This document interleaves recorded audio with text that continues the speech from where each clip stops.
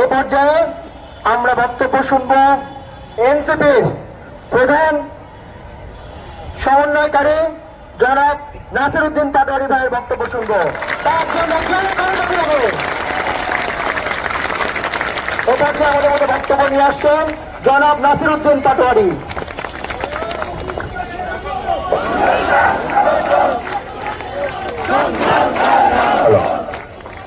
Hello, বিসমিল্লাহির রহমানির রহিম। প্রথমে আমি আপনাদের ভাই হিসাবে, আপনাদের সন্তান হিসাবে আপনাদের কাছে করজোড়ে করে ক্ষমা চাচ্ছি যে আপনারা আজকে 12 দিন যাবৎ রোদ বৃষ্টি ঝড়ের মধ্যে নিজেদের যে অধিকারের জন্য আপনারা এখানে খোলা আকাশের নিচে বসে এবং শুয়ে রয়েছেন। আমি ক্ষমা প্রার্থনা করেছি আমার এখানে সামনে বোনদের কাছে, যারা নিজেদের কোলের বাচ্চাকে রেখে, যে বাচ্চাকে দুধ খাওয়াবে, সন্তানকে স্কুলে পাঠাবে, সন্তানের স্কুলে যাওয়ার সময় একটু নুডলস রান্না করে দিবে, সেটা রেখে তারা আজকে তাদের দাবির জন্য এই আপনাদের সাথে ঝড় বৃষ্টির মধ্যে ওনারা অবস্থান করছেন। এটা বাংলাদেশের জন্য লজ্জা। যদি আমরা বাংলাদেশ গঠন করতে হয়, তাহলে আমাদের যারা শ্রমিক ভাইয়েরা রয়েছেন, যারা বৈষম্যের শিকার হচ্ছেন, তাদেরকে বাদ দিয়ে যদি নতুন বাংলাদেশের আমরা স্বপ্ন দেখি, সেই বাংলাদেশের একটি মূলা ঝুলানো হবে, সেটা সঠিক বাংলাদেশ না। আজকে 20 বছর ধরে বিদ্যুৎ খাত সংস্কারের কথা চলছে, কিন্তু এই 20 বছরে সরকারের চেয়ার পরিবর্তন হয়েছে, কিন্তু বিদ্যুৎ খাতের যারা কর্মকর্তা রয়েছেন, যারা বৈষম্যের শিকার হচ্ছেন, আমাদের মা বোন ভাইদের আর কোন ভাগ্যের চাকা ঘুরে না। লজ্জা বাংলাদেশের জন্য। বাংলাদেশের যদি আমরা নতুন করে গঠন করতে হয়, তাহলে বিদ্যুৎ খাতে আমাদের সংস্কার করতে হবে। এবার আমরা একটু ফেরত যাই। গত 15 বছরে আমাদের কুইক রেন্টাল বসিয়ে বিদ্যুৎ খাতকে একটা ধ্বংসের পর্যায়ে নিয়ে যাওয়া হয়েছে। কিন্তু আমাদের এই ভাই বোনেরা জনগণের কাছে বকা খেয়ে গ্রামে প্রান্তরে, প্রাণীতে, নদী, গ্রামে বিভিন্ন জায়গায় যখন অফিসাররা এসি রুমে বসে, চেয়ারের উপরে বসে, পায়ের উপর পা তুলে হেলান দিয়ে বিভিন্ন নির্দেশ দিত, আর আমার এই ভাই বোনেরা মানুষের প্রান্তিক লেভেলে গিয়ে সেবা দিয়ে বাংলাদেশের ব্যাকবন বিদ্যুৎ খাতকে সুস্থ রেখেছিল। এই ভাইরা যদি হেরে যায়, তাহলে বাংলাদেশ হেরে যাবে, বাংলাদেশে অন্ধকার নেমে আসবে। ওনারা একই সাথে আন্দোলনও চালিয়ে যাচ্ছে। প্রান্তিক লেভেলে ওনারা বিদ্যুৎ কেন্দ্র বন্ধ করে নাই। ওনাদের সেই সক্ষমতা আছে, কিন্তু সক্ষমতার অপব্যবহার ওনারা করে নাই। কিন্তু ওনাদের যদি বাধ্য করা হয়, তাহলে ওনারা করতে বাধ্য হবে। ওনারা বড় কোনো কিছু নিয়ে আসে নাই। নিজেদের বাচ্চাদেরকে খাওয়ানোর জন্য, বৃদ্ধ মা বাবার ঔষধ কেনার জন্য, একটু মর্যাদার জীবনের জন্য পথপ্রান্তরে বেরিয়েছে। কিন্তু আপনারা ওইখানে বসে বসে মিটিং করছেন আর নির্দেশনা দিচ্ছেন, মিডিয়া হাউসগুলোকে নিয়ন্ত্রণ করছেন, গোয়েন্দা সংস্থাকে কাজে লাগিয়েছেন। এই ভাইদেরকে কিভাবে দেশদ্রোহী বানানো যায়? বাংলাদেশে আমরা যতদিন থাকব, আপনাদের গোয়েন্দা সংস্থা, সরকারি কোন বাহিনীর যদি গুলি আসে, এই শ্রমিক ভাইদের উপর আসার আগে আমাদের উপর দিয়ে আপনাদেরকে, আমরা এখান থেকে ঘোষণা দিয়েছিলাম একটি বৈষম্য বিরোধী বাংলাদেশ গড়তে চাই। চাই, এই বৈষম্য বিরোধী বাংলাদেশ গড়ার অন্যতম ধাপ হল বর্তমানে বিদ্যুতের যে বোর্ড রয়েছে, উনি যদি এটার ব্যবস্থা নিতে না পারে ওনাকে পদত্যাগ করতে হবে। আমাদের ভাইরা যখন আন্দোলন করেছে, যাদের কোলের বাচ্চা রেখে তাদেরকে জেলে নেওয়া হয়েছিল, বিয়ে করেছিল নতুন বিধবা রেখে, অনেককে তারা হলো বউকে রেখে হাত করা দিয়ে জেলের মধ্যে তাদেরকে নিয়ে যাওয়া হয়েছিল। এটা এই ভাইদের সাথে এই ধরনের অকথ্য নির্যাতন আপনারা চালিয়েছেন। আপনি সুস্থ মস্তিষ্কের কোন মানুষ হলে আপনার কাছে যারা আমানত, আপনার যা সেবার উপরে আপনার বেতন হয়, সেই মানুষগুলোকে আপনি বিভিন্ন গোয়েন্দা সংস্থা এবং বাহিনী ব্যবহার করে তাদেরকে আপনি লকআপে পড়লেন। এই কেমন আপনার ব্যবস্থা? আপনাকে অবিলম্বে পদত্যাগ করতে হবে। বিদ্যুৎ বোর্ডে যারা রয়েছেন, আমাদের ৮০-টিরও অধিক পল্লী বিদ্যুৎ সমিতিতে যারা রয়েছেন, অতি দ্রুত সবাই বসে আমরা একটি মর্যাদাকর জীবনের সমাপ্তি চাই। যে আন্দোলনের সমাপ্তির মধ্য দিয়ে আমার ভাইরা যখন ফিল্ডে নামবে, মানুষের কাছে নিম্নমানের মিটারের জন্য আর কোনো বকা খাবে না। উল্টা পাল্টা বিদ্যুৎ বিলের জন্য তারা মানুষের গিয়ে কাছে বকা খাবে না।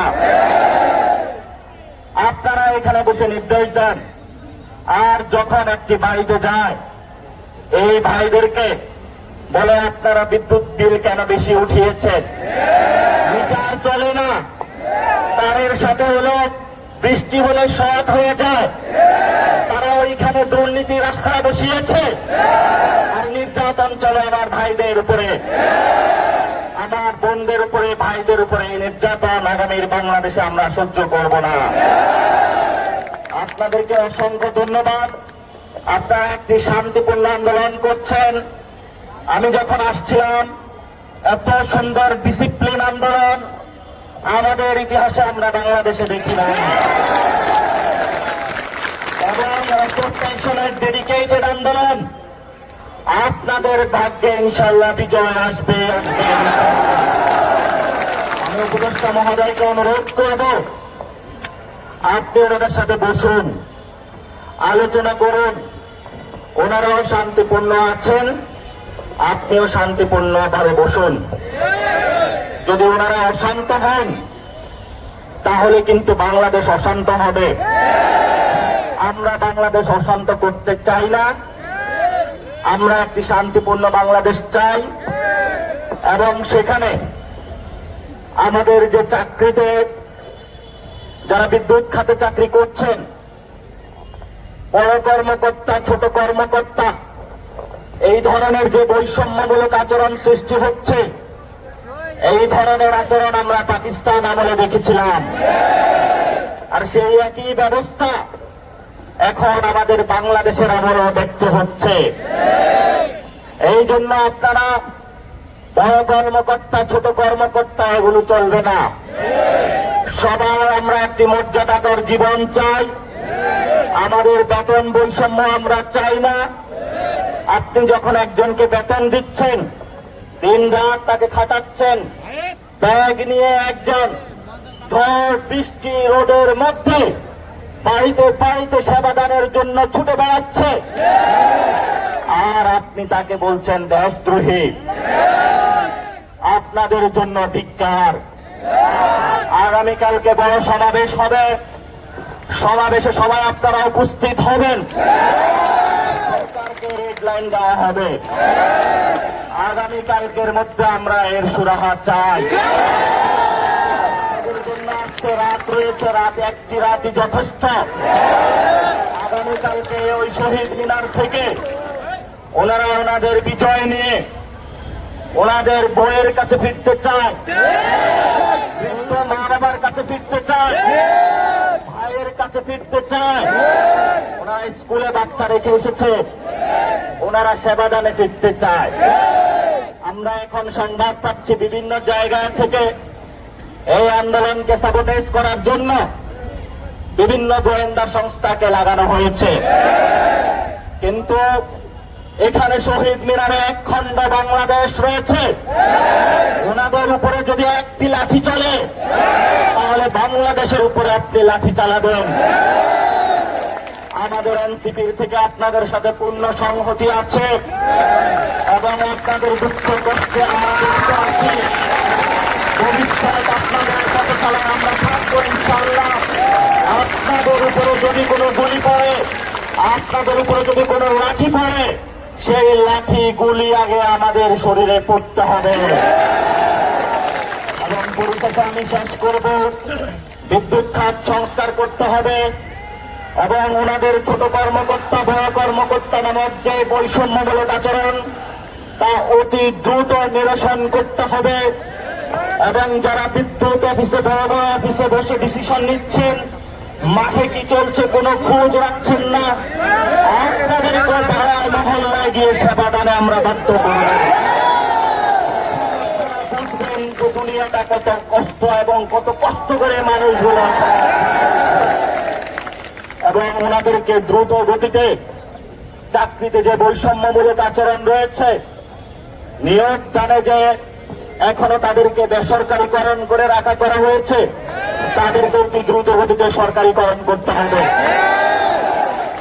এবং এই কাজগুলো যেমন করতেই হবে আপনাকে, সাথে সাথে আরবির যে চেয়ারম্যান রয়েছে উনি আর ওনার নৈতিকতা নাই এই পদে থাকেন। আপনারা জানেন যে আজকে আমাদের একটি বাংলাদেশ নতুন অধ্যায়ে সূচনা করেছে। সেটা হলো দিল্লিতে পলাতক আপনাদের মা বোন বাংলাদেশের গত 15 বছরে গুম খুন বিভিন্ন নির্যাতনের সাথে জড়িত শেখ হাসিনার নামে গ্রেপ্তারি পরোয়ানা জারি হয়েছে। অতি দ্রুত গতিতে ভারত সরকারকে বলবো, আপনারা তাদেরকে বাংলাদেশের হাতে সোপর্দ করুন। বাংলাদেশের হাতে সোপর্দ করার মধ্য দিয়েই ভারত বাংলাদেশের জনগণের একটি মৈত্রী হতে পারে। কোন সন্ত্রাসীকে আশ্রয় দিয়ে বাংলাদেশ ভারতের কোন মৈত্রী হতে পারে না। এবং যারা এখানে এসেছে তারা কেউ ভারতের পক্ষে কাজ করে না, তারা কেউ দেশদ্রোহী না, তারা আমাদের খেটে খাওয়া মানুষ। এই মানুষদের পক্ষে যে সংগ্রাম, এই সংগ্রামের চলমান সংগ্রাম এনসিপি আছে, থাকবে, দেখে নিবে বাংলাদেশে কি হবে। জিন্দাবাদ। সবাইকে ধন্যবাদ। সবাই আপনারা শান্তিপূর্ণভাবে থাকবেন। আমাদের যারা বোনেরা রয়েছেন তাদেরকে আপনারা সেফটি দিয়ে রাখবেন, কারণ ওনার থেকেই কিন্তু আমাদের জন্ম। 10 মাস 10 দিন আমাদেরকে গর্বে ধারণ করেছে, এটা মনে রাখতে হবে। আর এখানে অনেক বাবারা রয়েছেন, একটা সন্তান বড় করতে কত কষ্ট হয় এটা হাড়ে হাড়ে আপনারা জানেন। আমাদের এখানে যারা মা বোনেরা রয়েছে তাদেরকে আপনারা শান্তিতে রাখবেন, ওনাদের ব্যবস্থা করবেন যাতে ওনাদের কোনো সমস্যা না হয়। এটা আপনাদের প্রতি আমার একটা অনুরোধ। ওনারা যদি না থাকে আমাদের বাংলাদেশ থাকবে না। ওনাদেরকে ইনশাআল্লাহ আমাদের সামনে রাখতে হবে। ইনকিলাব জিন্দাবাদ। ইনশাআল্লাহ আগামীকালকে আবার দেখা হবে।